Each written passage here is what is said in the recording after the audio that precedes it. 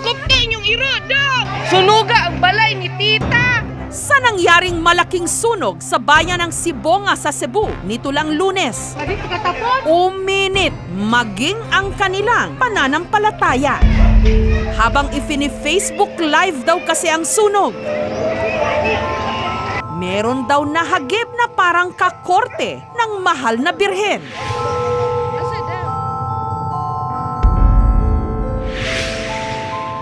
Tingin ko si ang Mama Mary to eh. Kasi sa ayos lang niya eh. Siguro inaano niya yung mga tao.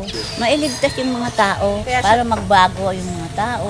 Yung forma niya, parang babae na nakadamit, white talaga. Amurag ko na manggod siya kanang anino ba? Anino ba sa kanang berhin? Isa ba talaga itong aparisyon?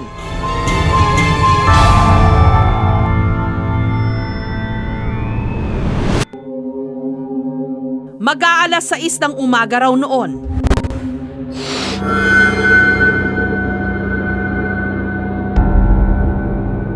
Nung araw na yon, parang unusual yung thing. Parang may gumising sa amin na labas ka, tignan mo kung ano yung nangyayari. Yung pala, nasusunog na ang bahay sa kanilang likuran. Lumabas din ako kasi parang may narinig ako nagkakagulo sa labas. Paglabas ko, yun, sinabihan niya ako na, Day, may sunog. Fortunately, nakuha ko agad yung susi na sasakyan. Tapos nailabas ko. Naisalba namin yung 2 sasakyan at yung mga anak namin.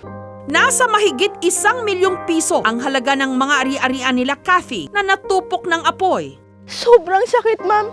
Grabing sakit yung trauma na ibinigay sa anak ko. Yung trauma na ibinigay sa akin na every time na lang na nagigising ako, naiiyak ako kasi wala na kaming matutuluyan. Pero thankful pa rin kami kasi buhay pa rin kami.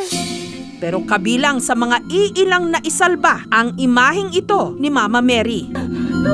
Sunog! Bumalik po ako at kinuha ko po kung ano pa pwede kong makuha. Luckily naman po ang nakuha ko is yung picture ng Mama Mary sa Simala. Ang intention kong kuhanin is yung important things. Ewan ko kung bakit siya yung nakuha ko. Kaya nung nakita ni Kathy ang video ng pinaniniwalaang birhen sa bubungan, kinilabutan daw siya. Paniniwala ni Kathy, iniligtas sila ng birhen, lalo't sa laki ng sunog, wala ni isa man sa kanilang nasaktan. Ang lagi ko lang naman pinagdadasal, kung bibigyan man niya kami ng pagsubok, wag lang life ang kukunin sa amin. Which is ito nga yun. Nung day nga na nasusunog yung bahay wala, hindi ako umiiyak. Complete ako na talagang in-struggle ko kung sino yung masave ko. Nakita ko na intact na yung anak ko, okay na kahit mawala na lahat. Naniniwala ako na si Mama Mary yon, yung nasa video kasi para talagang nakaspare yung hands niya na parang pinoprotect niya yung mga tao. Ang nadamay sa sumunod, 5 houses, yung 4 residential, tapos yung isa boarding house. Tupok talaga yung mga bahay nila. Kasi mga light materials nga. Tapos dikit-dikit pa yun sila. Kaya yung spread ng apoy madala lang talaga. Regarding the cause ng sunog, ongoing pa yung investigation. Tapos nag-gather pa kami ng mga data. Si Lolo Jose, nung nagsimula raw ang sunog, agad lumabas at nagtungo sa simbahan ng Nuestra Señora del Pilar. Nagmasa ko kay nakadungog kong buto bitaw nga kusog ng buto na medyo uyog ang balay yung mun. Pagmasa na ko giguyod ko sa kong anak, akong youngest, gida ako dire. Sa kasagsagan ng sunog, dito na raw niya nakita ang isang babaeng nakaputi na parang nakalutang sa bubong. Pero ang itsura niya, murag anak nilang gamay yun siya, taas ang buhok, gusto kong puti. Lubos puti yun. At sa Facebook Live video ng sunog, kinumpirma ni Lolo Jose, yun nga ang nakita niyang imahe. Oh, yung nakita ko, pare-pareho sa nakita ko sa cellphone. Pareho pwesto. Pero hindi raw ito ang Birheng Maria, kundi ang isa pang patron ng kanilang simbahan, si Santa Filomena. Ang yung isa Señora del Pilar, namang bata ang kugos. Ang Santa Filomena man. Murang makakonsider ko nga, murang siya ito. Pansamantalang nakatira ngayon si Lolo Jose sa bakanting lote sa labas ng simbahan na wala man ang mga ari-arian. Naniniwala siyang iniligtas sila ni Santa Filomena.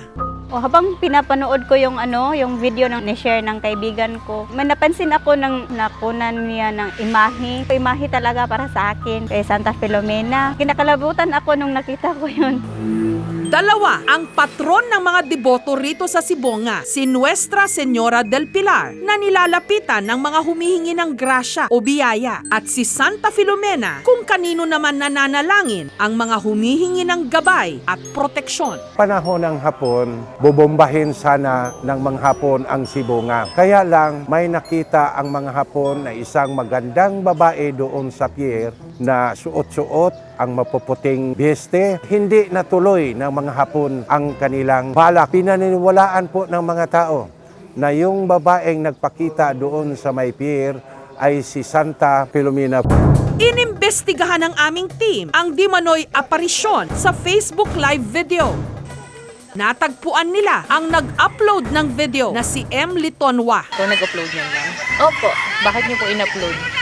Para po malaman ng ibang tao na tungkol sa sunog. Hindi raw napansin ni M na may imahe sa bubong habang siya'y nagfe-Facebook Live. Nagulat na lang daw siya nung nabasa niya ang comments. May nag-message po sa akin na balikan ko daw yung video ko sa part na 11:42 kasi may nakita siyang babaeng nakasuot na puti. White lady daw, meron din nagsasabi na si Santa Filomena.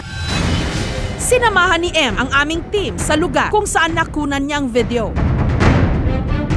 Nung puntahan ng aming team ang bubungan kung saan daw nagpakita ang imahe, nagulat sila sa kanilang nadiskubre. Pinuntahan ko po ulit yung lugar kung saan ako nagla-live.